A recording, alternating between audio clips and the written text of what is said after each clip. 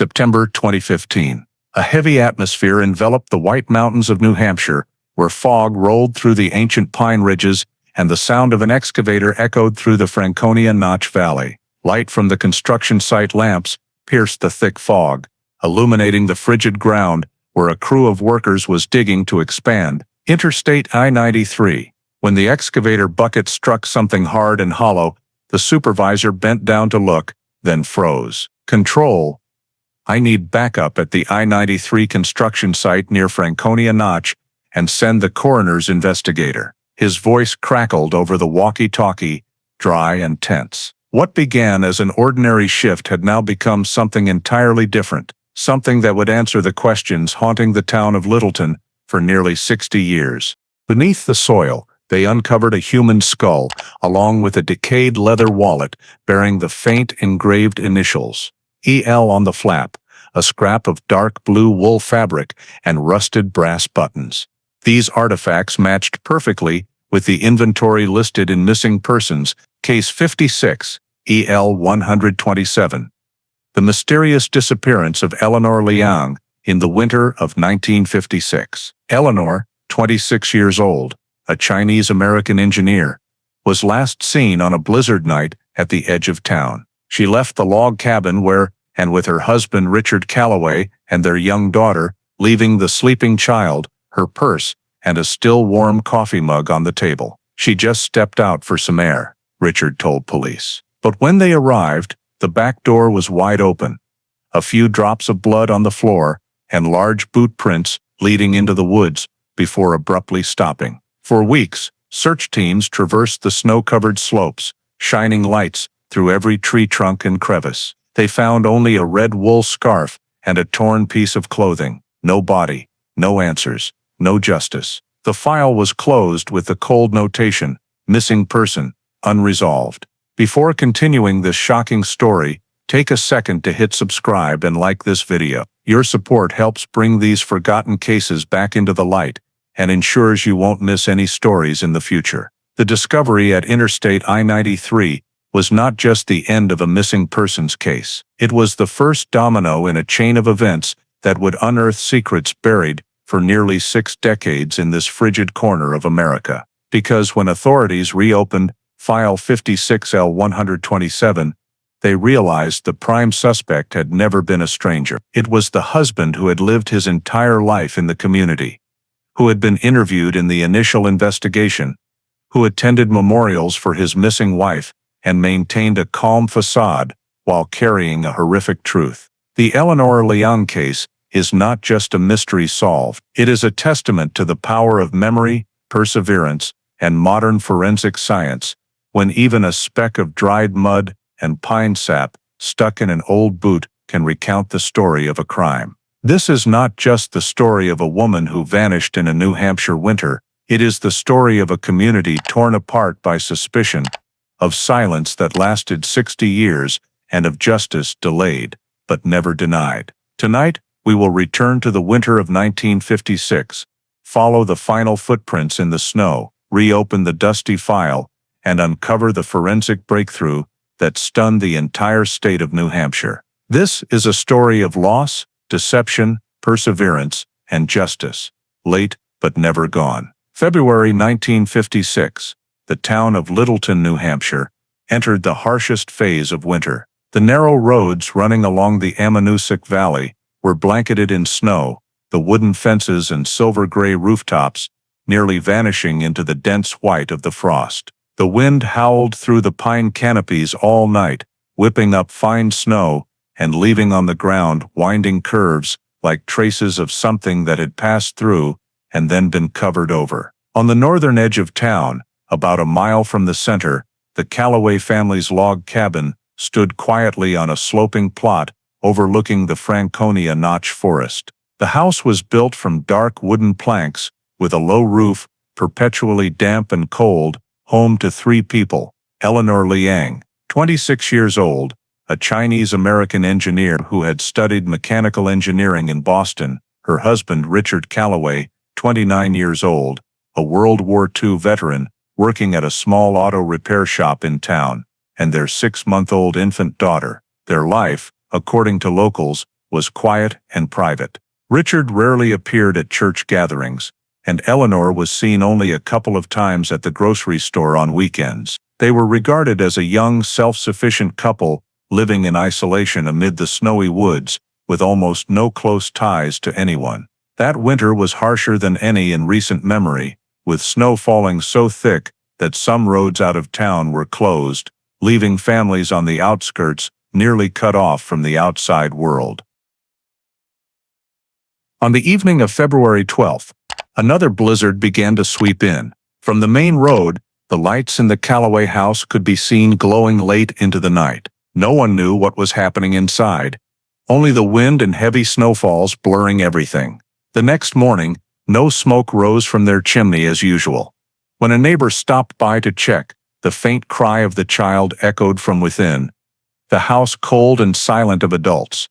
Richard Callaway was seen on the porch, looking exhausted, saying his wife had been gone since the previous night.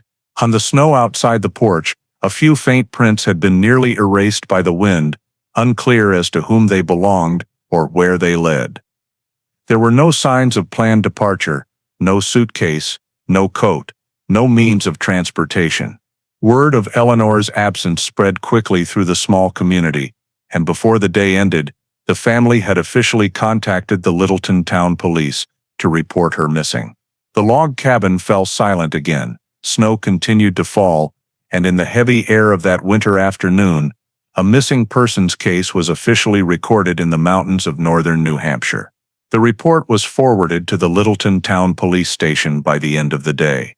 When the small black police car pulled up to the yard, snow had already covered the porch roof and walkway, with no signs of movement except Richard Callaway's boot prints around the steps. 3 officers entered the house, noting the unusual quiet, the child still in the crib in the living room, the fireplace cold and out, the air freezing, and the smell of old coffee lingering in the kitchen. All of Eleanor's belongings were still in place, her thick coat, boots, handbag, and wallet right on the table. There were no indications she had left prepared. When asked about the last time he saw his wife, Richard hesitantly replied that she stepped out for a bit and didn't return. The police recorded the statement, but couldn't yet determine the specific circumstances. Before leaving, the police checked the yard. Snow had covered all paths, with no clear tire tracks or drag marks. They tentatively concluded that Eleanor disappeared in the immediate area around the house, possibly having gone out the previous night when the snow was heaviest. The next morning, the station deployed more personnel. A group of 15, including police, firefighters, and volunteers, was divided into 2 search teams. The first scoured the pine forest behind the house. The second followed the dirt road down to the Ammonoosuc stream, considered a likely direction if the victim had left. The snow was knee-deep, each step sinking in. Each team carried wooden stakes to mark areas covered, avoiding overlap. The morning dragged on slowly, with only the wind and the sound of shovels plunging into snow. Near noon, a volunteer spotted a scrap of dark blue fabric caught on a low branch, about 300 meters from the Callaway house. The fabric was identified as matching the wool coat Eleanor often wore. Police noted the location, photographed it, and expanded the search around the area. However, beyond the fabric scrap and a few faint old depressions, no other traces were found. As afternoon fell, cold wind whipped faces, and the blizzard forced the teams to withdraw. A temporary report was sent to the Grafton County office that evening, noting the situation, victim missing in dangerous weather conditions, without necessary items, no signs of voluntary departure, and no note left behind. The town police requested state-level assistance and proposed expanding the search into the deeper northern forest. By day's end, snow still fell thickly, streetlights casting dim glows over the endless white. The Callaway house returned to silence, as if all signs of life from the previous night had been buried in the snow along with the young woman's disappearance. The next morning, as news of the disappearance reached the state police office in Concord, an investigator was dispatched to assist. Inspector Frank Duval, 42 years old, with 15 years in the force, arrived in Littleton at noon on the 3rd day since Eleanor Liang went missing. He came with a forensic photographer and 2 crime scene technicians. The blizzard had eased. Dim, cold light, reflecting off the thick ice layer around the log cabin, where everything remained unchanged since the search began. Duvall ordered the area sealed, compiling a full inspection record of the family's living space. Inside, the small kitchen still held the smell of old coffee, the dining table bore a spilled water ring, a chair tipped to one side. On the floor near the back door, he noted a long scratch and 2 dark dried blood drops on the wood. Under the stairs, a torn-off button lay caught in a crevice. These small details suggested a possible struggle inside. Duvall had each corner photographed, each discovered item numbered, and requested the technicians collect blood samples for type analysis. In the living room, a curtain had fallen on one side, a broken ceramic vase near the window frame. The room wasn't overly disturbed, but the furniture arrangement had many inconsistencies with normal activity.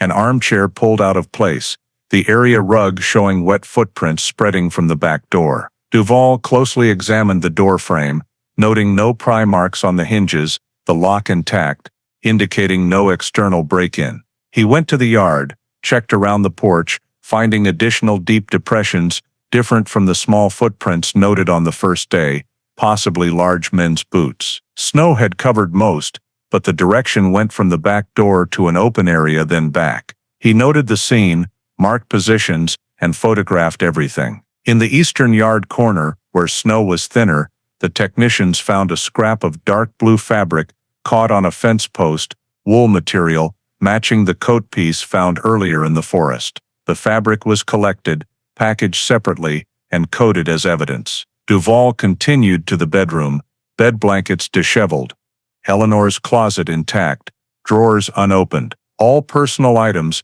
from jewelry to documents, were in place. No signs she took anything when leaving. On the dressing table, he found a small folded paper, but nothing notable beyond a few pencil notes, possibly a shopping list. Every small detail was photographed and entered into the record. After completing the interior inspection, Duvall ordered expanding the perimeter around the house by 50 meters for additional evidence. Technicians used probes to check the snow in the yard and recovered 2 wood fragments with dark red stains, suspected blood. These samples were sealed separately. By late afternoon, the entire scene was documented with 28 photographs, 8 main evidence items, and an 8-page report. In the preliminary report to Grafton County, Duvall outlined key observations: victim left under abnormal conditions, no break-in signs, evidence of struggle and blood inside, high likelihood of violence prior to disappearance. He tentatively concluded this was no longer a routine missing person, but carried criminal elements, most likely from domestic conflict. All evidence was sealed, transported to the state lab for analysis, marking the first step in the official investigation of the Littleton disappearance. The morning after completing the crime scene inspection, Inspector Frank Duvall conducted a formal statement from Richard Calloway at the Littleton Town Police Station. Richard arrived looking exhausted, his face gaunt, eyes ringed with dark circles from lack of sleep. A small bandage still on his right hand. He stated that on the night Eleanor disappeared, she seemed tense and said she wanted to go outside to get some air then did not return. Duvall asked for specific times. Richard said around 10 o'clock at night, but was unsure because he was too tired. When asked why he didn't report it to police that same night, he said he thought his wife was just walking around the woods and would be back soon. Duvall took notes on every word, keeping a neutral tone, but in his mind he began noticing multiple inconsistencies with previously gathered information. According to neighbors, on the same evening around near midnight, they heard a loud noise from the direction of the Calloway house, like something falling and a short yell that was cut off, after which the house fell silent. Police noted the sound in the report, but could not yet determine the source. Duvall questioned the timeline. "Are you sure your wife left the house around 10 o'clock? Richard hesitated, correcting that it might have been a little later. "I don't remember clearly." He continued to insist the couple had not argued, but could not explain why a woman would go out in a blizzard night without a coat, shoes, or flashlight. When asked about the injury on his hand, Richard said it was a scratch from fixing the heater, yet the heater in the house was working normally with no signs of recent disassembly. The on-site medical report noted the scratch was fresh, nearly 3 centimeters long, with tearing from impact with a hard object. Duvall maintained restraint, letting the man continue, but clearly noted in his notebook, injury inconsistent with statement. He asked further about Richard's schedule in the 2 days prior to the disappearance. He said he worked all day at the shop, came home in the evening, and had no contact with anyone except coworkers. However, when Duvall contacted the shop owner, the man confirmed Richard had taken half a day off on Monday to take his wife to the hospital, something no record supported. When questioned again, Richard said he remembered wrong, then quickly changed the subject. Duvall began noticing clear evasion in the responses. In the interrogation transcript, he recorded multiple contradictions: time of departure, reason for not reporting immediately, state of the marital relationship, and physical signs on the suspect. He requested Richard provide the clothes worn the night Eleanor disappeared for examination, but the man said they were already washed clean, and he didn't remember where they were. When police checked the laundry basket in the house, they found no items with signs of recent washing. Additionally, on Richard's coat there was a dark brown stain.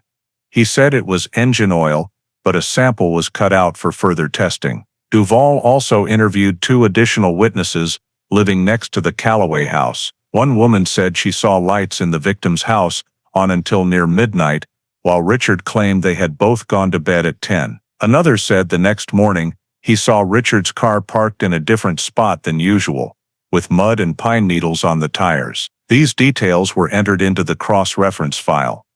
When confronted with the inconsistencies, Richard stayed silent or gave short answers, saying he was being asked too much during a crisis. After nearly 2 hours of questioning, Duvall ended the session, but in the internal report he wrote that suspect displayed defensive attitude, statements lack consistency, and show signs of withholding information. The preliminary conclusion sent to the Grafton County office stated, husband's statement does not match witness accounts.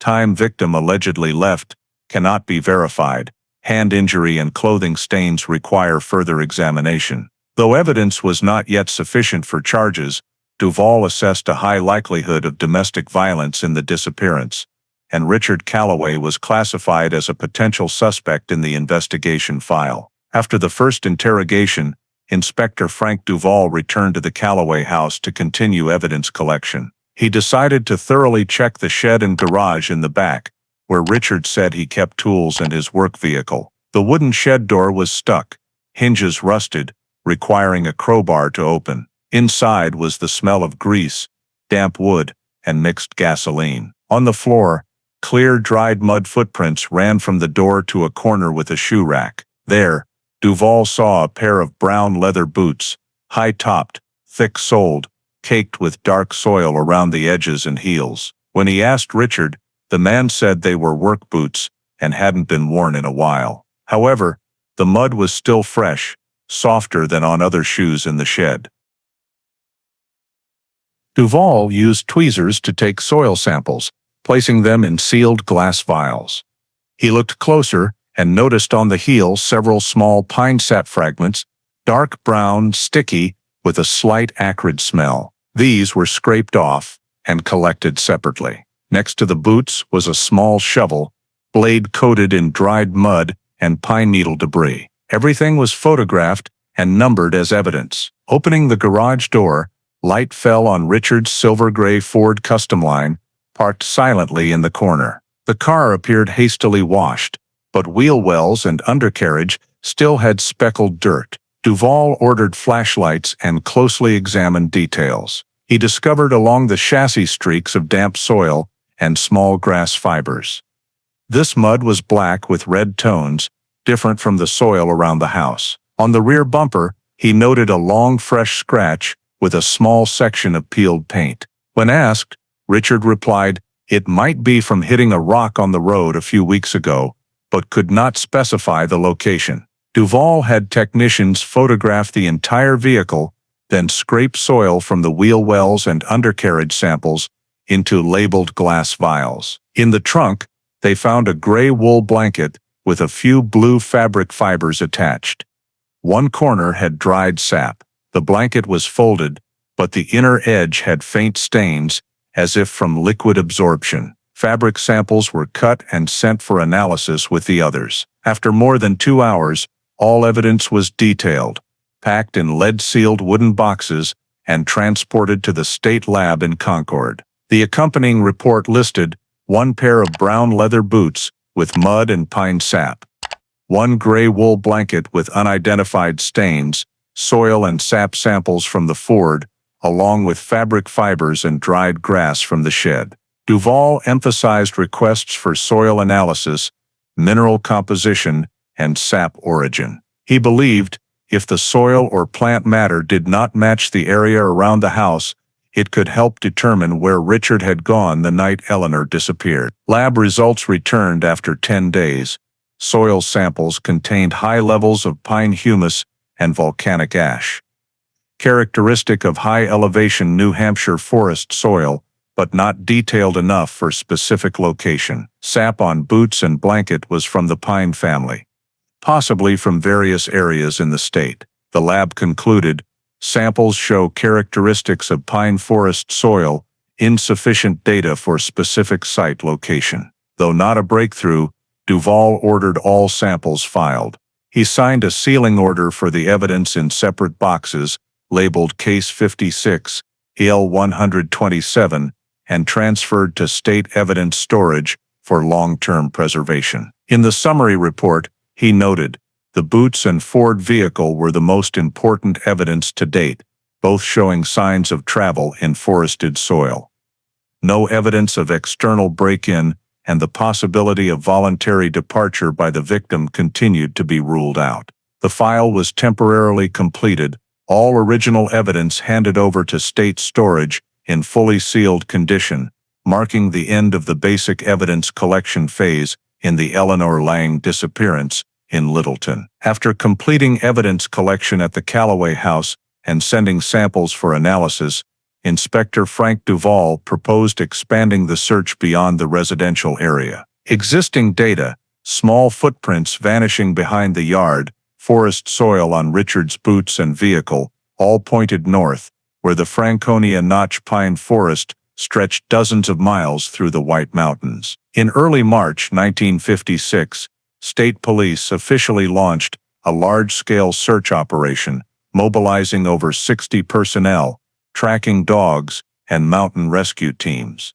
The small town of Littleton suddenly became the center of investigative activity. Trucks carrying equipment, walkie-talkies, topographic maps, and rescue gear gathered at the high school yard, used as a temporary command post. Duvall designated 3 search zones, Route 1 along the dirt road from the Callaway house to the western forest edge, Route 2 deep into Franconia Notch forest, following the Ammonoosuc stream, Route 3 along the northern slopes, with steeper and harder-to-access terrain. Each team was equipped with maps, compasses, and marking tools, tasked with thoroughly sweeping areas within a 2-mile radius. In the first days, the first search team swept along the dirt road to the forest edge. They found many shallow depressions, mostly from animals. However, near a fallen tree, a rescue worker picked up a dark blue fabric scrap, frayed and torn, possibly the same type as the coat piece previously collected at the scene. The fabric was coordinates noted, photographed, and sent to command. On Route 2, tracking dogs were released along the stream bank where ice was beginning to thaw. By midday, one dog reacted strongly at a low-lying area more than half a mile from the Callaway house. When the team approached, they found a small object on the snow, a red wool scarf, half-rolled, inner side damp, and mixed with sand and gravel. The scarf had a scratch at the corner, threads matching common local knitwear. Duvall recorded this item in the file as high-value evidence, as family photos showed Eleanor often wore a red wool scarf in cold weather. Teams continued expanding 2 more miles into the forest. However, terrain grew increasingly complex. Large pine trunks, Frozen stream gullies and thick ice-covered rock crevices slowed movement. Many had to tie ropes to trees to avoid sliding down slopes. Nighttime temperatures dropped below -10 degrees, forcing rescue operations to halt each afternoon. Duval ordered 2 field tents set up for overnight stays by the main team. For 3 consecutive days, no clear additional traces were found beyond a few black fabric threads on low branches and old ski marks, determined to be from forest workers, unrelated to the case. On the 4th day, a team on Route 3 reported a new find. On a low rock ledge nearly 3 kilometers from the forest edge, they found several long black hairs stuck in hard snow. The sample was taken with tweezers into a chilled glass tube. Not far away, a crumpled foil wrapper and a rusted lighter shell were also discovered, though not yet confirmed related to the victim. Duval had all evidence transferred to command, requesting a map of found item locations, the red wool scarf, coat fabric scrap and black hairs, all within 1/2 to 3 miles from the Callaway house northward. This reinforced the hypothesis that, if Eleanor left the house, she moved toward Franconia Notch forest, or was taken there. Weather, in the following days, grew harsher. Blizzards returned, strong winds reducing visibility to a few meters. Teams gradually withdrew to areas near the center for safety. Duval posted warning signs around the forest and temporarily closed the dirt road into the search zone. In the report to the state office, he described scene conditions completely covered by ice and snow, no new traces distinguishable. The search was officially suspended after 8 continuous days, as snow accumulated nearly another meter. Before withdrawal, Duval ordered a recheck of the entire marked area. All recovered items, red wool scarf, coat fabric, hairs and accompanying soil samples, were numbered, sealed, and transferred to Concord for storage with the original file. The operation had swept over 30 square miles of forest, using 32 personnel per day, 17 tracking dogs, and 2 snowmobiles for support. Though no body or direct traces of Eleanor were found, the small discoveries were enough to prove the disappearance was not voluntary departure, but connected to the deep northern forest. In the final operation summary, Duval concluded, high likelihood victim met with accident or harm within Franconia Notch forest. However, weather conditions interrupted scene access. Search operations must pause until snowmelt. After the report was sent, rescue units withdrew from the scene. The forest returned to silence, leaving only wooden stakes lost in the thick white snow, marking faint traces of the largest search the town of Littleton had ever witnessed. After the search operation was forced to suspend due to weather, Inspector Frank Duval returned to the temporary office in Littleton to compile all data collected over the 3-week investigation. On the table, he spread topographic maps, crime scene photos, and evidence seizure reports. Each discovery, from footprints, fabric scraps, the red wool scarf to hairs found in the forest, was numbered and pinned to the diagram. Duval and 2 state police technicians began reconstructing the possible sequence of events the night Eleanor Liang disappeared. According to available data, the incident began inside the house. Scratches, dried blood, and broken objects indicated a brief struggle near the back door. No signs of break-in, so the most likely perpetrator was someone known to the victim. Based on blood type analysis from the floor wood sample, the lab confirmed it was type O, matching Eleanor's blood type per medical records. From here, Duval built the first hypothesis: the victim was attacked inside the house, injured, then taken out through the back door, where snow showed 2 different shoe prints, one small, one large. Mud in the garage and on Richard Callaway's boots reinforced this line of reasoning. Next, he and the team analyzed the possibility of body transport. Franconia Notch Forest was over 2 miles from the Callaway house, impossible to walk in a blizzard night without deep traces. Meanwhile, Richard's Ford Custom Line had thick mud under the chassis containing forest soil components. Duval believed the perpetrator likely used the vehicle to transport a body or heavy object away from the area. He marked on the map possible drivable routes from the Callaway house to the forest. The most feasible route ran north, along a narrow dirt road, then connecting to an old main road into the forest. This road was little traveled, with many pull-off spots, convenient for stopping without detection. When cross-referencing the weather that day, the meteorological station report recorded the blizzard starting at 10:30 p.m., gradually subsiding after midnight. If the act occurred before the heaviest part of the storm, the subsequent snowfall would cover all vehicle tracks. This explained why the search teams found no tire marks or skid traces. Duvall created a timeline chart around 9 p.m. Lights were on in the house. At 11 p.m., neighbors heard a loud noise.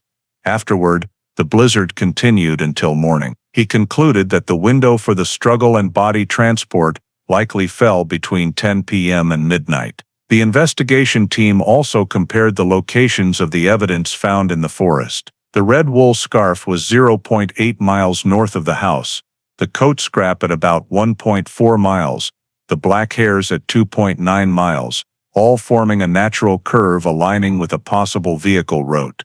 Duvall noted this arrangement was not random. During transport, some belongings or items attached to the victim may have fallen out of the vehicle. From this, he constructed a hypothetical diagram, starting point at the back door of the house, intermediate point along the dirt road into the forest, endpoint deep in Franconia Notch, the most likely disposal area. Despite the increasingly clear hypothesis, Duvall still faced legal limitations. No body, no witnesses, no direct evidence for charges. The blood, fabric, and soil samples only indicated signs of conflict and movement, insufficient to confirm murder. Richard Calloway continued to deny any involvement, claiming he only searched for his wife around the forest area before returning. His vehicle showed no clear traces beyond mud described as accumulated over time. Duvall knew that without more concrete evidence, the file would not suffice for the prosecutor. He continued reviewing the search logs, considering distances, weather, and average Ford travel time in snow. From this, he calculated that if the vehicle left the house around 11 p.m., driving the dirt road in heavy snow, it would take over 40 minutes to reach the forest edge and return. Adding preparation time, this fully matched the period when neighbors heard the noise and later saw the lights go out. In a 9-page internal memorandum, Duvall synthesized the possibilities. 1. Victim attacked inside the house, resulting in serious injury. 2. Body or related object transported outside by vehicle. 3. Primary direction of movement toward Franconia Notch Forest, where items were found. 4. No evidence of third-party involvement, so high likelihood the perpetrator was a close associate. Secondary hypotheses, such as Eleanor leaving voluntarily or meeting with an accident, were ruled out. Weather, belongings left behind, and signs of violence in the house all contradicted that scenario. The report concluded that the disappearance involved criminal elements, most likely intentional injury or homicide, but due to lack of witnesses and a body, authorities could not proceed with prosecution. Upon completion, Duvall sent the report to the state prosecutor's office along with all scene diagrams, photos, and reconstructed movement models. The file was stored under Case 56L127, Missing Person Under Suspicious Circumstances. In the final remarks section, he wrote a short sentence summarizing his feelings after weeks of investigation. All evidence leads away from this house, but nothing yet sufficient to bring that woman back. Inspector Frank Duvall's final report was submitted to the Grafton County Prosecutor's Office in late March 1956. It presented all collected evidence, scene diagrams, evidence analysis results, and the hypothesis about the victim possibly being attacked and her body transported to the Franconia Notch Forest. The report exceeded 100 pages, accompanied by dozens of photographs, considered the most comprehensive the state police could provide, given the weather and technological limitations of the time. However, after nearly 3 weeks of review, the assigned prosecutor concluded the evidence was insufficient for prosecution. No body, no direct witnesses, and all collected traces were circumstantial, unable to determine cause of death or specific actions leading to it. Under state law, A case could only be criminally prosecuted with clear physical evidence of the crime or a recovered victim's body. In an internal meeting between police and the prosecutor's office, Duvall maintained his view that the case involved domestic violence and the husband was the most logical suspect. He presented matching details: blood, footprints, personal items scattered toward the forest, but the prosecutor upheld the decision. He stated that all current conclusions are speculative, insufficient for court. Disappointment spread through the investigation team, especially as weeks of effort seemed to yield no concrete results. In early April, the order to temporarily close the file was signed. Eleanor Liang's disappearance was officially classified as missing person, unresolved. State police withdrew forces from Littleton, retaining only a small unit to monitor for new information. Case evidence, including the mud-caked brown leather boots, gray blanket, coat fabric scraps, red wool scarf, along with soil and hair samples, was carefully packaged, numbered, and sealed. Scene photos, route maps, witness statements, and analysis reports were copied into 3 sets. One set sent to the Grafton County office, one retained at the State Police Department, and the original transferred to evidence storage in Concord for long-term preservation. On the evidence handover day, Duvall personally supervised the packing. He noted each box and serial number. Richard Calloway's boots were placed separately in a small wooden box, labeled in red evidence, boot sample 56, L127. On the lid, he handwritten, "Preserve, do not open without order." As the evidence was removed, the investigation room at the Littleton station emptied, leaving only a few torn maps and snow-bent forest markers. Duvall packed his personal files, knowing the case had reached the limit he could push further. In the following weeks, local press ran brief reports: police halt search for missing Littleton woman, no new traces found. The news was quickly overshadowed by other events, and Eleanor Liang's name gradually vanished from the papers. Neighbors returned to daily life, the northern forest sinking into silence as if no search had ever occurred. Richard Calloway sold the log cabin to another family and left town a few months later, citing a desire to start over. At the state police office, the case file was shelved with hundreds of other unresolved disappearances. On the spine was printed, "Case number 56, L127, Littleton female, 26 wires, missing." Duvall kept a small copy in his personal cabinet, with a final note in blue ink: "No body, no crime, but no peace either." By year's end, administrative procedures were complete. The case officially moved to long-term storage, or cold case. After the case was officially closed, all evidence and files for Eleanor Liang were transferred to the New Hampshire State Police Central Storage in Concord. On April 17, 1956, the handover record listed 14 items: brown leather boots with mud, a gray wool blanket, soil and pine sap samples, red wool scarf, coat fabric scraps, hairs, along with all scene photos, search maps, and witness statements. The file was coded Case No. 56 L127, Missing Person. Per the state's evidence storage procedures of the era, each unsolved case was packaged separately, sealed with oil paper and lead tape, then placed in a dedicated basement vault at State Police Headquarters. Vault temperature was maintained year-round at about 50 degrees Fahrenheit to preserve documents and organic evidence. In the 1950s, storage was manual, each evidence box labeled with a typewriter, tracking logged by hand in a thick, cloth-bound ledger. Storage staff periodically noted box conditions: if seals intact, no mold or deformation. Cases with no progress in 10 years were moved to long-term storage, where unsolved cases were arranged by year and code. The Eleanor Liang case, along with hundreds from the 1950s, sat on Shelf 4, Slot 23, beside other disappearances from Grafton and Coos counties. Per the 1962 ledger, Box 56L127 was last inventoried during a full old file reorganization. The archivist noted briefly, evidence condition, stable, no request to open file. Afterward, the file was moved to a new Eastern Concord vault with steel shelving replacing wood. Boxes were arranged by spatial diagram, tracked via technical drawings. From the late 1960s to mid-1970s, New Hampshire began modernizing facilities, but old cases like Eleanor Leung's remained in the pre-digital section, not yet entered into electronic systems. During inventories, staff only glanced at old labels, confirmed integrity, and signed the log. Time passed, thick dust coating the file boxes. Ink on labels faded, sealing tape turning dark brown.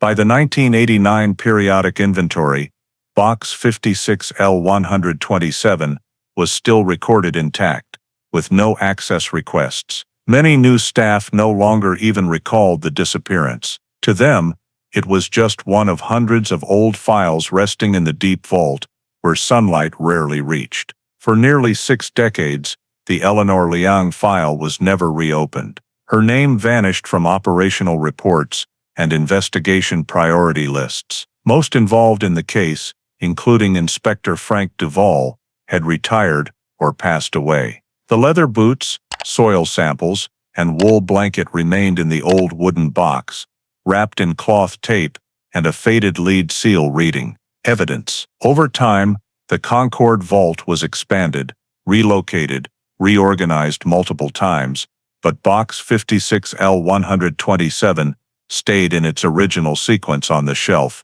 undisturbed. In later updated catalogs, the only note under that code was 4 words: "Case inactive. Evidence sealed." From 1956 to the early 21st century, forensic technology, identification, and DNA analysis in America transformed completely, but in that old basement, the small Littleton box sat quietly, covered in the dust of time.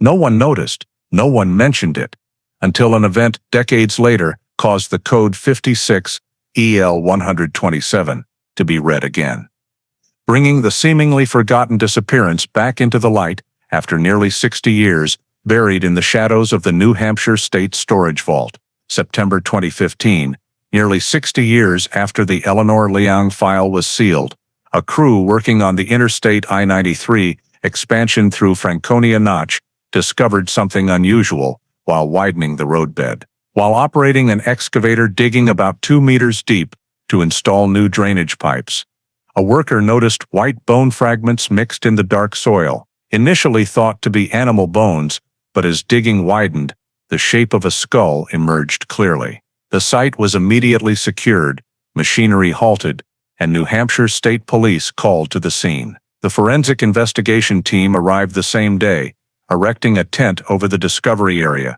photographing, GPS coordinating, then manually excavating the remaining soil. Beside the skeleton, they recovered several aged items: a dark brown women's leather wallet, flap embossed with hand-stitched initials, EL3 rusted brass buttons, and a scrap of dark blue wool fabric, caked in dirt, decayed but retaining old stitching. The wallet opened to reveal traces of water-damaged and disintegrated paper cards, no readable text. All were placed in separate preservation bags. The excavation area was about 200 meters from the forest edge, aligning with a zone marked on the 1956 search maps, now on the edge of the highway expansion. Police cordoned off a 30-square-meter area, treating it as a suspicious scene. The Concord State Forensic Unit was dispatched to collect bone and soil samples for dating and individual identification. Initial examinations were conducted at the state lab. Results showed the skeleton belonged to an adult female, approximately 1.60 meters tall, pelvis and molars, indicating age between 25 and 30. Several rib bones had old fractures, but no cut or chop marks. Based on decomposition and mineralization, experts estimated time of death at least 50 years prior, aligning with the 1950s. In the surrounding burial soil, they found small glass shards, rusted metal casings, and wool fabric fibers, matching evidence noted in File 56EL127. News of the discovery spread quickly among state investigators. The Cold Case Unit Chief noted the remarkable coincidence between the remains location and the area circled in the Eleanor Liang disappearance file from Littleton. Within 2 days, the state police cold case team was dispatched to the scene for verification. Old topographic maps were pulled for comparison. The discovery site lay exactly within the second search corridor. Inspector Frank Duvall had marked 60 years earlier, running north along Franconia Notch forest. The recovered items were considered critical evidence. The wallet's initials matched the victim's name in the 1956 disappearance, while the fabric and brass buttons resembled descriptions of Eleanor's clothing from contemporary witnesses. After excavation completion, all bones and evidence were transported to the Concord Forensic Lab in specialized containers. Forensic experts began detailed analysis, cleaning, skeletal reassembly, X-rays, and possible cause of death determination. Though heavily decayed, unusual cracks in the ribs and spine suggested possible perimortem trauma. The preliminary report noted, sex female, age 25-30. Estimated time of death approximately 55-60 years ago. Signs of injury present. State police immediately contacted the Old Records Department to search for disappearances from the same period and area. In the data vault, only one case matched, the disappearance of Eleanor Liang, file code 56 EL 127. Missing from Littleton in 1956, never resolved. The original file was stored in the Concord Evidence Vault, in long-term storage. On September 22, 2015, storage staff opened the vault and located the dusty old wooden box, seals still intact. On the label was Inspector Duvall's handwritten note. Preserve, do not open without order. An unsealing record was drawn up on site, witnessed by state police, prosecutor, and forensic representatives. When the box was opened, all evidence remained. Brown leather boots, wool blanket, red wool scarf, dried soil samples, and scene photos. All items were transferred to the digitalization lab and rescanned for preservation. The same day, the State Police Department issued an internal memo confirming the discovery of human remains dated to 1956 and linked to the Littleton disappearance. The document stated, based on evidence and excavation location, the Cold Case Unit requests formal reactivation of File 56, IL 127 for forensic comparison. This was the first time in nearly 60 years that Eleanor Liang's name reappeared in a New Hampshire law enforcement record. All investigators involved acknowledged the startling scale of the coincidence. In the original file, Franconia Notch had been circled as a suspected location, but 1956 weather and technology prevented deep excavation. The 2015 I-93 expansion inadvertently cut through that exact area, exposing the burial soil. When initial evidence was cross-referenced with the old file, material and clothing style matched almost perfectly. This led state police to conclude a high probability that these were the remains of Eleanor Liang, the woman who vanished from Littleton in the winter of 1956. On the afternoon of September 25, 2015, the official record was issued, pursuant to Regulation 7.03 on Cold Case Management, Missing Person Case Code 56. IL 127 is reactivated for investigation, transitioning from cold case to active investigation status. The entire original file, including evidence, photos, statements, and Inspector Frank Duvall's notes, was transferred to the State Cold Case Unit for continued processing. After 6 decades forgotten in a basement vault, the Littleton disappearance officially returned to the New Hampshire State Police desk, beginning a new investigative phase for File 56 L 127. After state police officially reactivated File 56 L 127, the New Hampshire Cold Case Unit was assigned direct handling. The lead investigator appointed was Inspector Mary Duvall, 41 years old, granddaughter of Inspector Frank Duvall, who had investigated Eleanor Liang's disappearance in 1956. The appointment drew internal attention as the first time a family member continued a relative's unsolved case. Mary, with nearly 20 years in forensic investigation, was highly regarded for cold case expertise and had worked multiple victim identifications using DNA technology. On October 1, 2015, she arrived at the Concord Central Storage to receive the full original file. In the sealed basement room, dusty wooden boxes were cleared and lined up on the table. Copies of Inspector Frank Duvall's reports, scene photos, search maps, and evidence lists were reopened after nearly 60 years. Mary spent the first days reading the entire file, noting details unexploited in 1956 due to technological limits: soil, sap, hair, and mud on the boots. Everything was scanned into digital format for preservation. Meanwhile, her forensic technicians assessed evidence condition. The brown leather boots, still caked in dried mud, were close-up photographed and micro-sampled from the sole for soil comparison. The gray blanket, red scarf, and fabric scraps were stored in separate glass cases. Most critically, new bone samples were cross-referenced. Mary requested the New Hampshire State DNA Lab extract samples from the sternum and teeth of the Franconia Notch remains. Samples were coded and sent to two independent labs, the State Lab in Concord and the FBI's National CODIS database. While awaiting results, Mary reviewed all 1956 statements. Richard Calloway's typed interrogation, husband of the victim, remained in original thin paper with Frank Duvall's handwritten margin notes. She read each section, cross-checking times, distances, and vehicle details, finding most of her grandfather's assessments still valid. Contradictory statements, illogical injury, and physical traces around the house, inconsistent with the husband's account. In Frank's notebook was a short line: "If we can prove she went to the forest by car, the case is solved." That note particularly caught Mary's attention.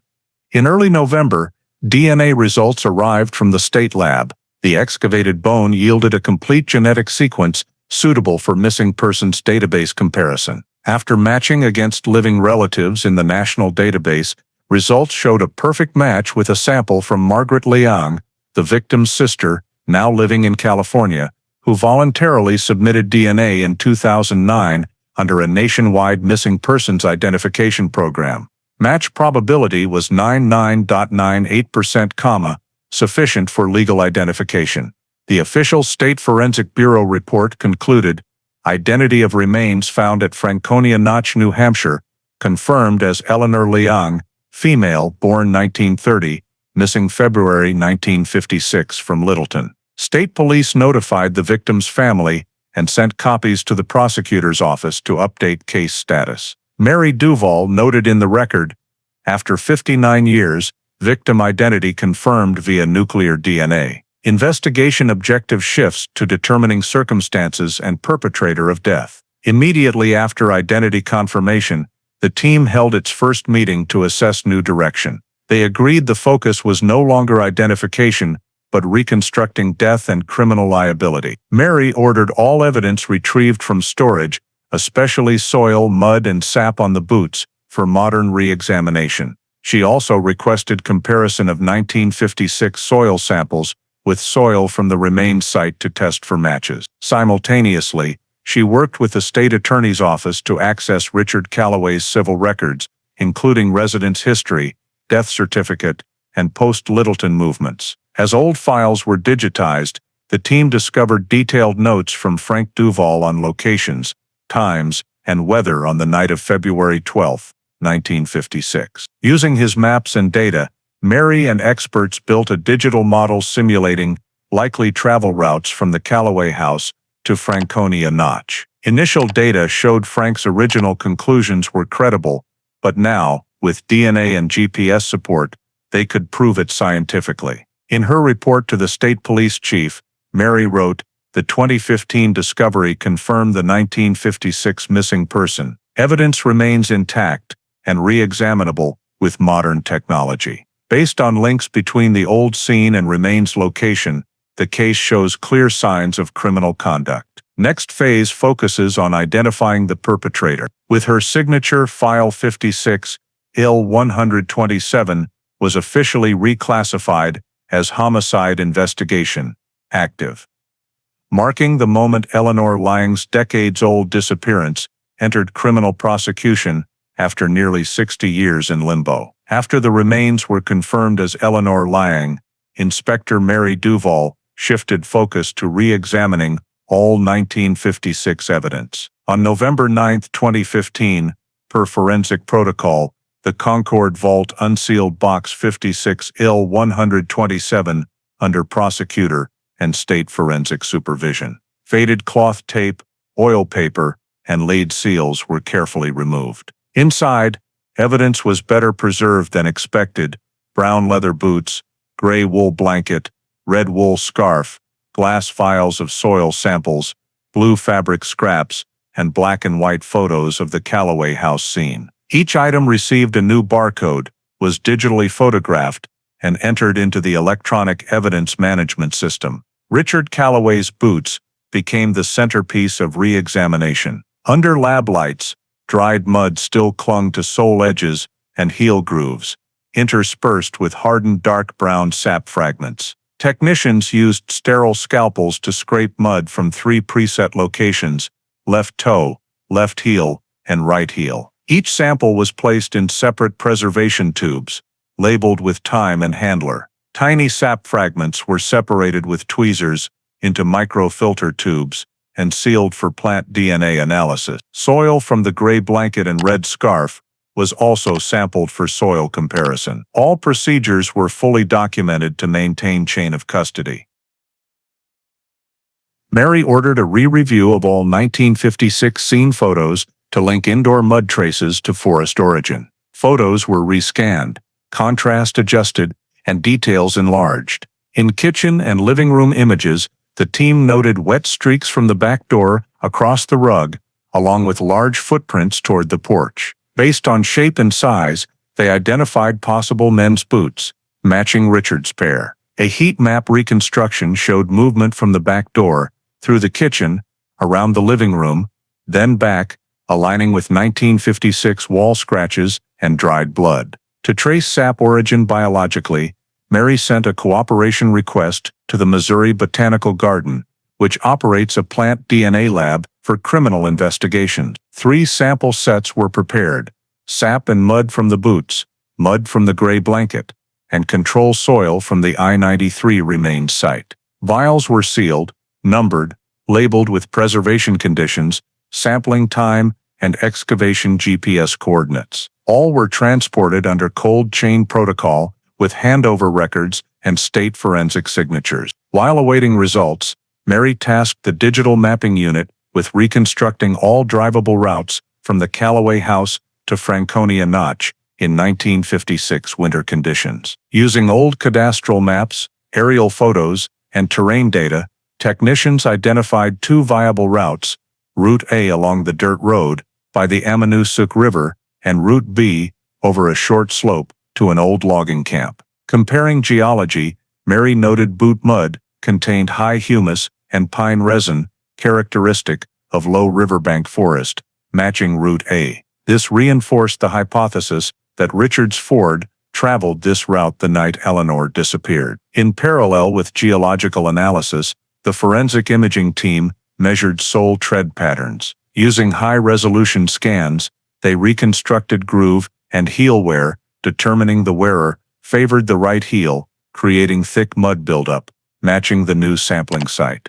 This trait aligned with wet mud streaks on the floor near the back door in 1956 photos. The discovery linked indoor and outdoor evidence. Mary also ordered reanalysis of fabric fibers and hair from the 1956 forest finds. Under electron microscopy, dark blue fibers showed wool nylon weave identical to the victim's coat, while red fibers in a glove from the backyard matched the red scarf's knit. Though not definitive identification, results strengthened evidence correlation across house, root, and burial site. To rule out contamination, Mary directed separation of deep soil mud, the core layer, unaffected by external environment. Core samples were prioritized for plant DNA, remainder for mineralogy. The lab conducted X-ray and scanning electron microscopy to identify microminerals, quartz, feldspar, mica, and iron oxide ratios. This mineral fingerprint would compare with burial site soil. At the end of testing, Mary compiled a summary report for the state prosecutor, detailing re-examined evidence, scent samples, suspected route charts, and 1956-2015 scene photo comparisons. The summary clearly defined this phase's goals, established geological and biological links between Richard Callaway's boots and the remains site. Reconstruct suspect movement using physical evidence, terrain data, and scientific analysis. As samples were shipped to the Missouri Botanical Garden, Mary completed reviewing all remaining case documents. She digitized every Frank Duval note, recoordinated evidence points, and stored them in the state cold case database. All were integrated into a unified digital file, ready for the next investigation phase. 3 weeks after case samples were sent to the Missouri Botanical Garden lab, Inspector Mary Duval received notice that plant DNA analysis was complete. The report included over 200 pages of test results, genetic graphs, and comparison tables. Titled, Forensic Plant DNA Analysis, Case 56 EL 127, it began with confirmation. SAP samples extracted from submitted boot sole mud dated November 10, 2015, yielded viable DNA and identifiable plant species. This was the first time since case reactivation that specific physical evidence directly linked the suspect to the body disposal site. According to the research team, extracting plant DNA from sap over 60 years old was challenging. Samples were treated with a special solution to break down aged cellulose, then amplified via PCR. Results revealed DNA from Juniperus virginiana, eastern red cedar, a conifer endemic to northern New Hampshire forests. Cross-referencing state botanical data, analysts determined Juniperus virginiana grows naturally only in a narrow band within Franconia Notch, where the remains were found in 2015. SAP DNA from the boot and excavation site matched perfectly across 17 identifier gene segments. The report stated clearly, plant DNA analysis confirms the sap-bearing object directly contacted Juniperus virginiana individuals at Franconia Notch, Grafton County, New Hampshire. Additional analysis showed accompanying mud contained mineral and microbial profiles typical of humid pine humus-rich forest soil, with pH and clay ratios matching burial site samples. Coarse soil mud microstructure included fine quartz and silver mica, a rare trait only in the Ammonoosuc Riverside area near Franconia Notch, noted in 1950s state geological maps. The team also analyzed mud from the gray blanket and red scarf. These showed similar mineral composition but no plant DNA, indicating nearby soil contact but not direct cedar exposure. This further confirmed boot sap as direct evidence of the burial forest. In the conclusion, lead researcher Dr. Christine Edwards wrote, SAP sample from evidence item 56 EL 127 boot 3 shows 100% genetic match with tree sample from remains site, statistical confidence 1 in 5 billion. When Mary Duval read the results, she understood this was the missing piece for 60 years. Previously, Inspector Frank Duval had suspected soil and forest trees might retain crime traces, but at that time, no scientific means existed to prove the hypothesis. Now, thanks to plant DNA technology, the evidence he vaguely noted in his final notebook had solid verification. Mary prepared a receipt record for the results, incorporated the full report into the case file, and requested the state lab cross-verify the mineralogy data. The state's independent comparison confirmed boot sole soil contained 3.4% silver mica, 7.2% feldspar, and 12% iron oxide, numbers nearly perfectly matching the burial site sample, with error under 0.02%. Additionally, sand grain structure in both samples was described as geological fingerprints, impossible to confuse with other areas in Grafton County. These parallel analyses reinforced the Missouri Botanical Garden conclusion that Richard Callaway's boots had been present exactly at Franconia Notch, where the skeleton was found. Mary immediately drafted a summary report to the state prosecutor. It listed 13 matches between 1956 evidence and the 2015 scene, matching tree species, soil, minerals, and travel route, aligning with Frank Duval's original diagram. The report concluded scientific evidence established a direct link between suspect Richard Calloway and victim Eleanor Liang's burial site. She wrote the final line, "No reasonable doubt remains that the evidence was present at the body discovery scene." To ensure authenticity, Mary organized a specialist meeting with state botanists and forensics experts. Dr. Edwards presented detailed analysis methods, including sample preservation, identifier DNA sequences, and statistical error. Independent experts from Harvard Forest and the University of Maine confirmed the methods met national legal standards and were admissible in court. A scientific certification was signed and attached to the case file, stating sap sample from Richard Calloway's boot evidence confirmed contact with Virginia red cedar and Franconia Notch forest, corresponding to 1956. As the meeting ended, Mary looked at an old photo of her grandfather taken in the snowy forest that year. The faint caption on the back read, "If she's there, nature will remember." 60 years later, that prediction came true. Evidence was no longer guesswork or hypothesis. It was scientifically proven with genetic and geological data. In the comprehensive report, submitted late December 2015, Mary concluded, plant DNA and mineralogy results confirm 1956 evidence from Richard Calloway directly contacted the natural environment at Franconia Notch, Grafton County, New Hampshire, matching Eleanor Liang's remains discovery site. This is the direct physical link between suspect and burial scene. With those words, File 56 EL 127 held the first scientific evidence bridging the 6-decade gap between crime and truth. After plant DNA and mineralogy results were confirmed, Inspector Mary Duval and the team began fully reconstructing the case events. This phase aimed to use physical, forensic, and terrain data to restore the likely action sequence on the 1956 winter night. From conflict onset to body disposal in Franconia Notch Forest. Based on Inspector Frank Duval's original file and modern analyses, the reconstruction divided the case into 4 main phases, each verified with specific evidence. Phase 1.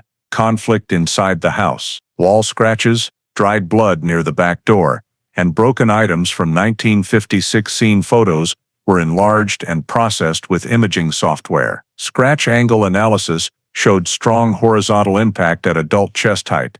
Between kitchen and hallway, forensic report noted average scratch height of 1.55 meters, nearly matching Eleanor Liang's stature. Comparing blood spatter to simulation models, experts concluded blood sprayed horizontally from strong force to head or chest. This indicated a direct attack occurred here. The rug held large shoe prints matching Richard Calloway's boot sole, confirming his presence during the struggle. Phase 2.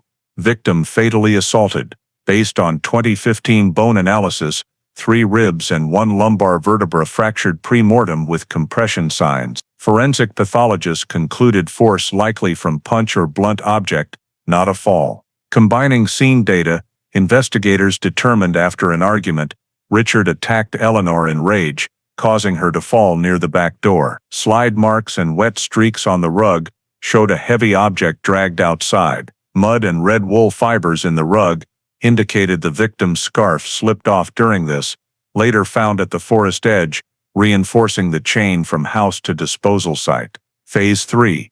Body transport by car. Terrain report and boot mud data identified the most logical route from the Calloway house to Franconia Notch as the 2-mile dirt road along the Ammonoosuc River. The blizzard weakening window, 11 p.m. to midnight, was the only time for unnoticed driving. Ford custom-line wheel well mud analysis showed pine resin mixed soil characteristic of the area, while undercarriage held small root adhesions, signs of low forest terrain travel. Using computer simulation, the team reconstructed vehicle left around 11:15 p.m., drove Riverside Dirt Road, stopped at a low spot near the forest for disposal. Richard likely used a small shovel to dig a shallow grave, wrapped the body in the gray blanket, and buried it temporarily before heavy snow covered it. Phase 4. Disposal and return. The 2015 remains site was exactly in this area, nearly 3 kilometers from the Callaway house, beside an accessible vehicle route. Mineral traces and plant DNA from Richard's boots perfectly matched the soil layer and tree species there. Soil analysis showed boot sole mud moisture and texture identical to deep burial layer soil, proving direct ground contact at the disposal site. The simulation report clearly stated, after burial, Richard returned home before dawn, when the blizzard resumed, covering all tire and footprints within hours. The team used 3D scene reconstruction software to illustrate the full event chain. Each evidence item was placed correspondingly: blood in the house, footprints in the yard, fabric scraps and red scarf along the road, final burial position. All formed a seamless logical sequence. This model data matched nearly perfectly with Frank Duval's 1956 notes and hypothesis, differing only in now being provable scientifically. Comparing Frank's original diagram to the modern model, evidence locations aligned to the meter. This showed his reasoning, despite lacking technology, was overall accurate.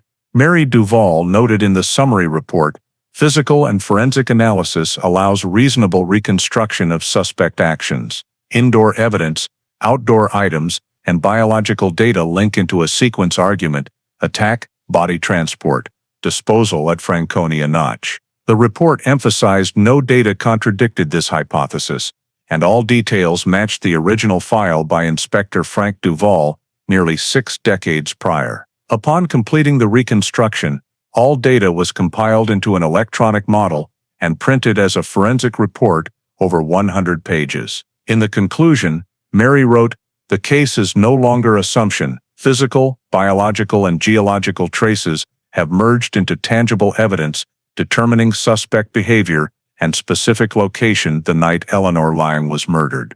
With this reconstruction, File 56, L127, held a complete model, seamlessly connecting the 1956 scene to 2015 excavation results, transforming prior generation hypotheses into a chain of modern forensic proven evidence. Once the reconstruction was technically confirmed, Inspector Mary Duval and the team compiled all documents into an official investigation report for the New Hampshire State Prosecutor. This nearly 200-page report was the most comprehensive summary of Case 56 L127, uniting scattered data into a cohesive picture after 60 years. The opening section cataloged evidence: Richard Callaway's brown leather boots, mud samples, sap, fabric scraps, wool scarf, scene photos, and plant DNA results. All were detailed with codes and preservation origins, ensuring unbroken chain of custody from 1956 to present. The forensic results summary stated clearly, plant DNA and boot sap perfectly matched Juniperus virginiana at Franconia Notch Forest. The victim's body site, boot sole soil minerals, matched burial point soil, fabric fibers, blood and house footprints, all linked to the crime scene. Biological, geological, and simulation imaging data unified. The suspect was present the night Eleanor Liang was killed. The statement analysis section was re-evaluated based on Inspector Frank Duval's 1956 records. Comparing content to new results, the team determined Richard Callaway's statements contained multiple deliberate falsehoods. He claimed Eleanor went for a walk at 10 p.m., but the blizzard was not yet easing. Movement traces showed his vehicle left later around 11:15 p.m. He said he never left the house that night, but boot and undercarriage mud proved otherwise. He claimed never going to the northern forest, yet boot plant DNA indicated direct contact with red cedar, growing only there. Each contradiction was specifically cross-referenced with physical evidence, forming a consistent chain for the sole hypothesis. Richard Callaway was responsible for his wife's death. The investigation conclusion was presented as, 1. Eleanor Liang died the night of February 12, 1956, at her Littleton home after a struggle with her husband. The body was removed by Richard Callaway's car and temporarily buried in Franconia Notch Forest, nearly 3 kilometers away. 3. Blizzard conditions covered all traces, preventing body discovery until the 2015 I-93 expansion excavated the soil. 4. No evidence of third-party involvement. All data pointed to one suspect, Richard Calloway. In the accompanying criminology assessment, the team assessed likely motive from prolonged marital conflict and financial pressure. Neighbors reported hearing arguments over spending and child care. However, at this stage, motive was supplementary. The primary conclusion relied on scientific evidence. Mary Duval emphasized, available physical, biological, and forensic evidence meets conditions to establish Richard Calloway's criminal liability in Eleanor Liang's death. Concurrently, the state prosecutor formed an independent review panel to reassess the full file before legal conclusion. 4 forensic experts, 2 veteran prosecutors, and a domestic crime consultant participated. After 3 weeks, the panel concluded the evidence chain met, beyond reasonable doubt standards, under state law. Though Richard Calloway died in 1991, the prosecutor could still issue an investigation conclusion and establish criminal liability to complete legal procedures for the victim. On January 15, 2016, the New Hampshire State Prosecutor's Office received Mary Duval's final report. In the signature section, she wrote, "All analysis results align with Inspector Frank Duval's 1956 initial hypothesis. Evidence objectively proves Richard Calloway as the sole and direct perpetrator in the murder disappearance of Eleanor Liang." This conclusion line was bolded, stamped in red by the State Police Department, becoming official in the case file. After final review, the state prosecutor issued an internal notice based on scientific evidence and continuous investigation documents from 1956 to 2016.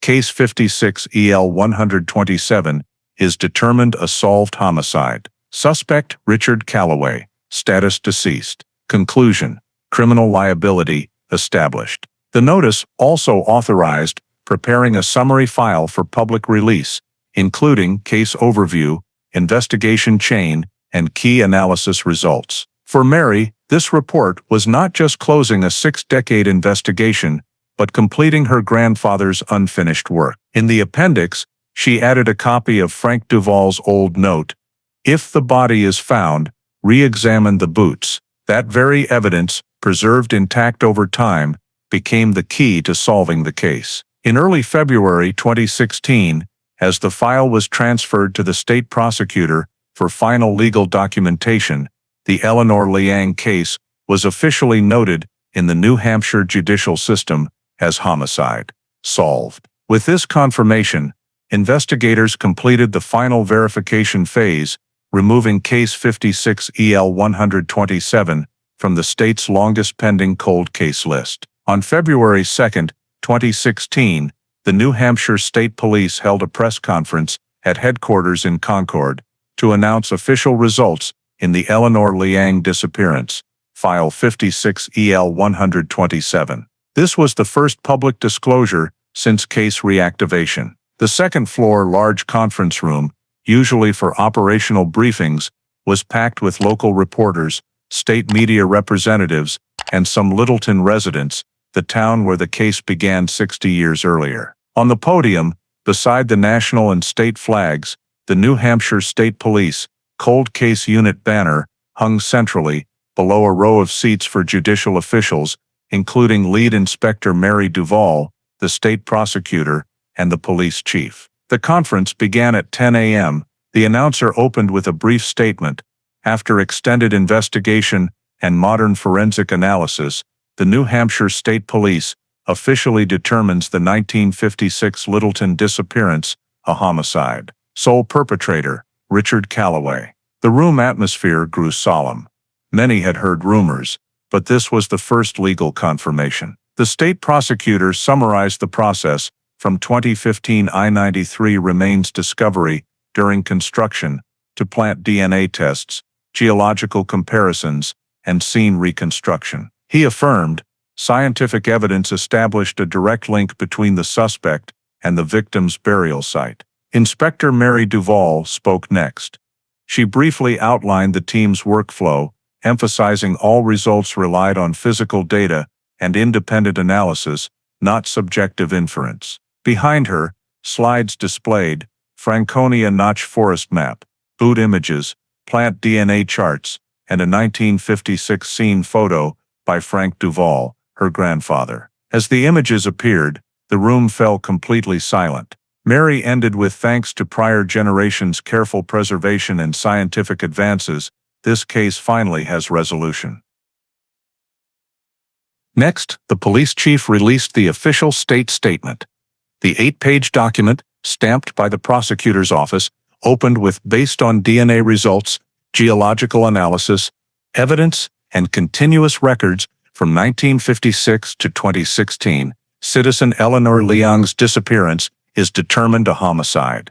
Direct responsibility, victim's husband, Richard Calloway, 1927-1991.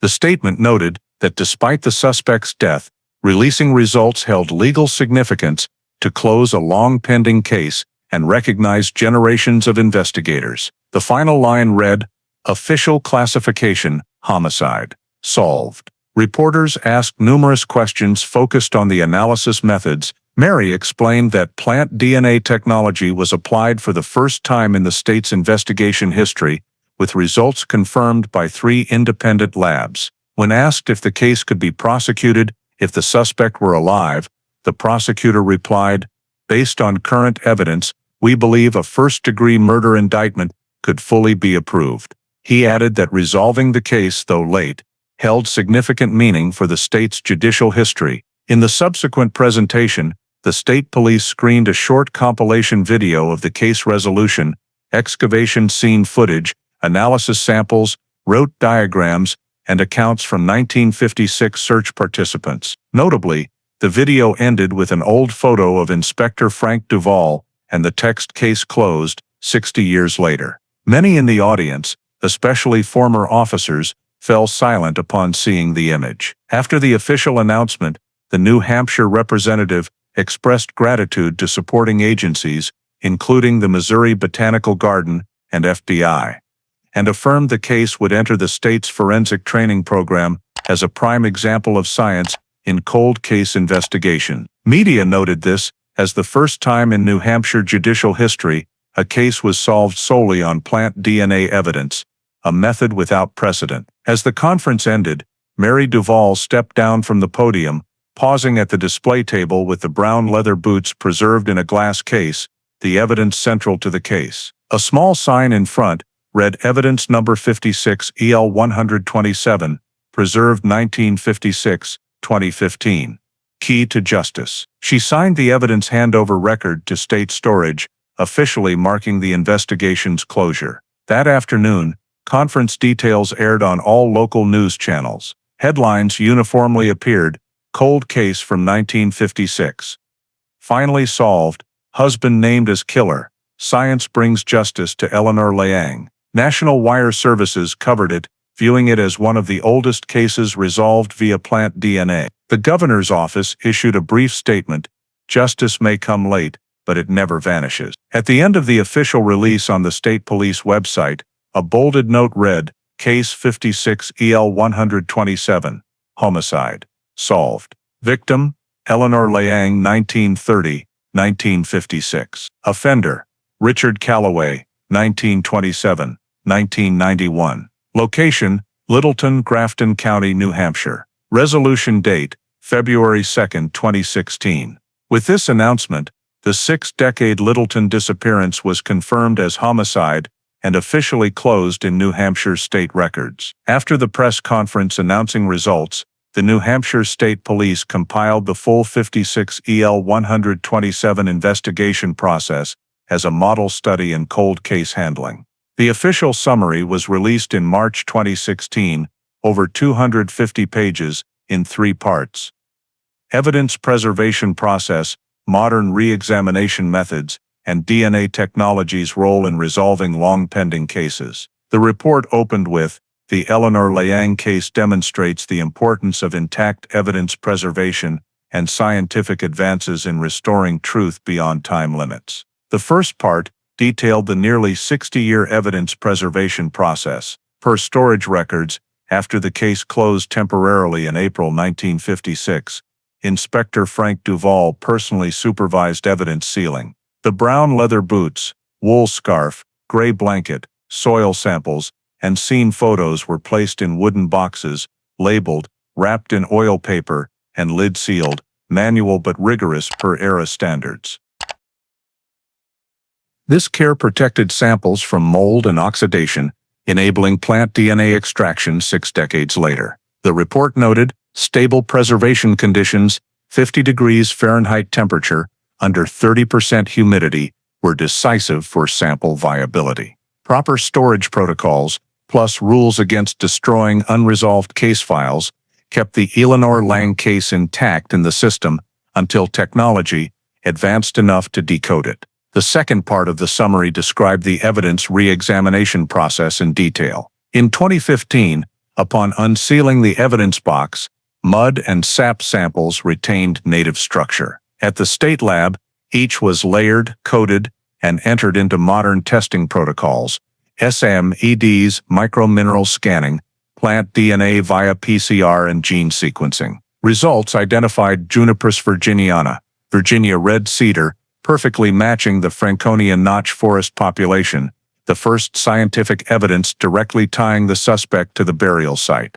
Parallel geochemical soil analysis showed 99.98% mineral composition match between boot sole and scene soil. These results, per forensic evaluation, meet standards for establishing physical suspect-scene link, exceeding current criminal evidence thresholds. The third part emphasized DNA technology's importance in modern investigations. Before 2000, cold cases relied on traditional evidence, traces, statements, or witness details. However, in Eleanor Liang's case, plant DNA analysis opened a new path, proving even natural environmental biological traces could become legal evidence. Combining plant DNA, soil analysis, and digital root reconstruction formed a seamless evidence chain, determining actions, timing, and crime location. The report stated, the Eleanor Liang case is New Hampshire's first instance of plant DNA in criminal investigation,